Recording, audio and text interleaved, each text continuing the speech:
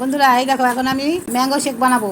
আমি এখানে 3টা আম নিয়েছি, এখানে কতগুলো বরফ নিয়েছি, আর অনেক কিছু নিব, তারপর তোমাদের দেখাবো। এই যে বন্ধুরা, আম 3টা ছুলে নিয়েছি, এখানে 1 বাটি দুধ নিয়েছি, এখানে চকলেট গুলিয়ে নিয়েছি, ব্লেন্ডার, আইস, সব কিছু মিলে এখন ম্যাঙ্গো শেক বানাবো। তোমরা দেখতে থাকো।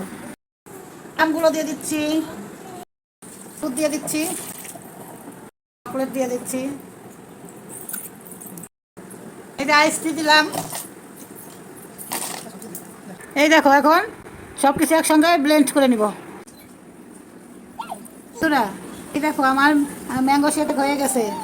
আমি চিনি দেই নাই, আমার তো সুগার, এই জন্য চিনি দেই নাই। তোমরা তোমাদের স্বাদ মতো মিষ্টি দিয়ে খাবে, এভাবে বানিয়ে খাবে, খুব ভালো টেস্ট হবে, দেখবে।